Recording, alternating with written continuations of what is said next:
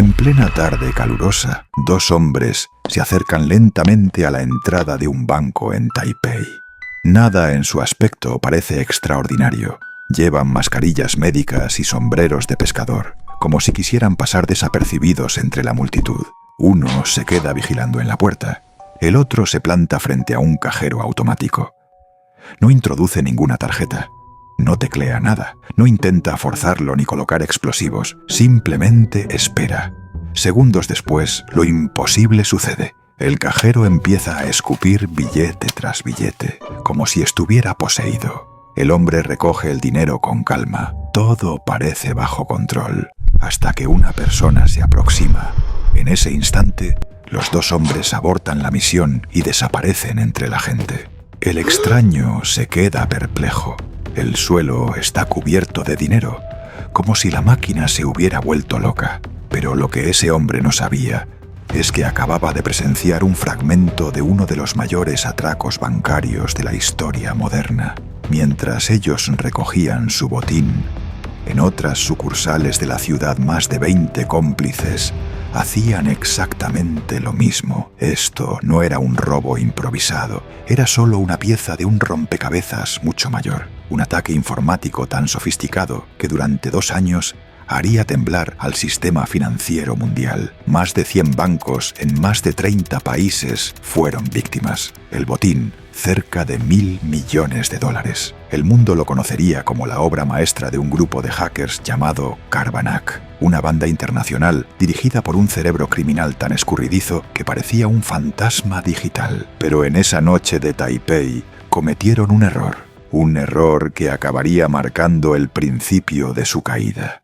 Es un martes cualquiera en Kiev. En una oficina bancaria, un empleado de confianza empieza su jornada como siempre, café en mano y la mirada perdida en la recepcionista que le quita el sueño. Nunca se revelaron los nombres de los bancos atacados, ni de los empleados involucrados. Así que le llamaremos James, un trabajador aplicado, pero con un defecto fatal. Nunca instala las actualizaciones de Windows. Ese día recibe un correo de su compañero Sergei. Nada raro. Un archivo adjunto de Word titulado Cumplimiento de la Ley Federal 115-27-2014. Suena serio, suena oficial. James hace clic. El documento se abre, parece normal. Lo cierra y sigue con su día. Lo que no sabía es que, en ese instante, había abierto una puerta invisible en su ordenador, una puerta que no cerraría jamás. El banco empieza a notar algo extraño. Algunos cajeros automáticos escupen billetes de forma aleatoria, como si alguien hubiera encontrado un truco para hacerlos vomitar dinero. En una reunión, el jefe de James luce preocupado. Podríamos estar siendo víctimas de un ataque cibernético. Tened cuidado con los correos sospechosos. James escucha en silencio, pero para entonces ya era tarde.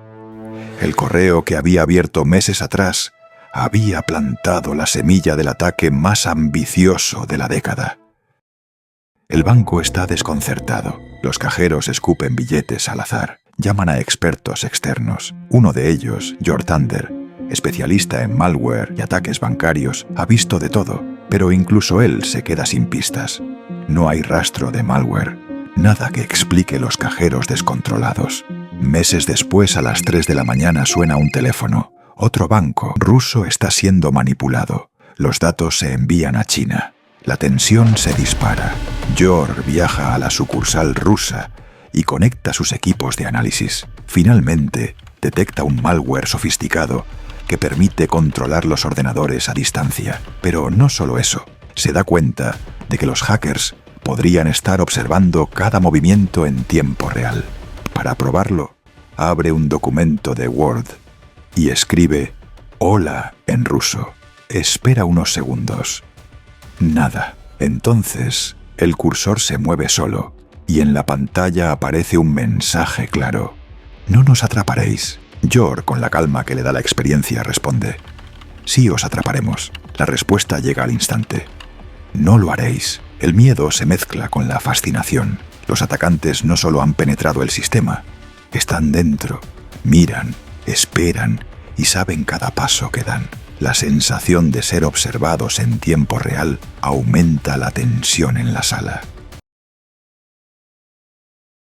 Los investigadores descubren que Carbanak no era una simple banda de ladrones digitales. Era como un banco paralelo, escondido dentro del banco real. No se limitaban a robar, reescribían las reglas del dinero. Primero, manipulación de cuentas internas. Antes de transferir fondos a sus propias cuentas, inflaban los saldos de los clientes legítimos. Así, cuando alguien revisaba, todo parecía cuadrar. Nadie sospechaba, hasta que el dinero ya estaba fuera. Segundo, cajeros automáticos bajo control remoto. Podían programar un cajero para que a una hora exacta escupiera fajos de billetes en manos de mulas que esperaban afuera. Ni explosivos, ni tarjetas robadas, solo una máquina obedeciendo órdenes invisibles. Y tercero, jugar con las bases de datos. Creaban cuentas fantasma con unos pocos dólares y luego modificaban los registros internos para que esas cuentas mostraran millones.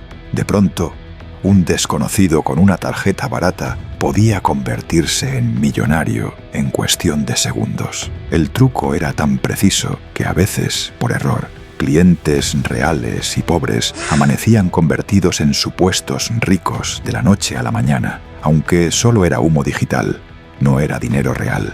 Carbanak no solo robaba dinero, estaba demostrando que el sistema entero podía ser manipulado como si fuera un videojuego.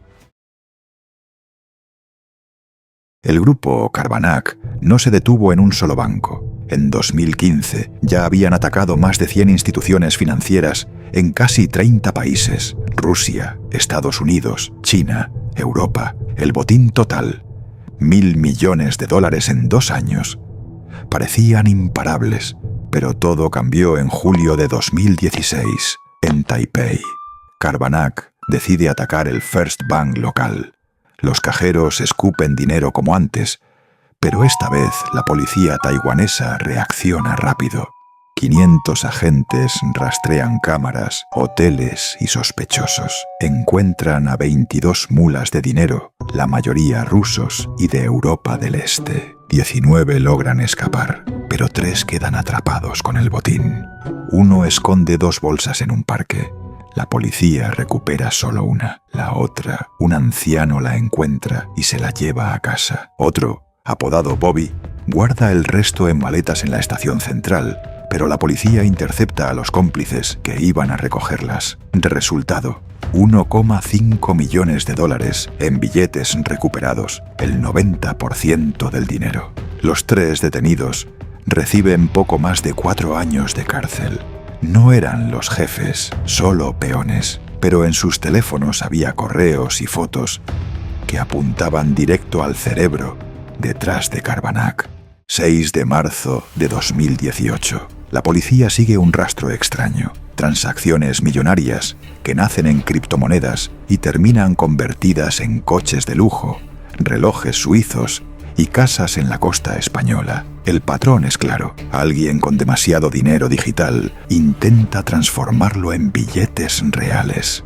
Y en ese proceso deja huellas. Todas las pistas convergen en un nombre: Deniska, un ucraniano que vive tranquilamente en Alicante, con su esposa e hijo.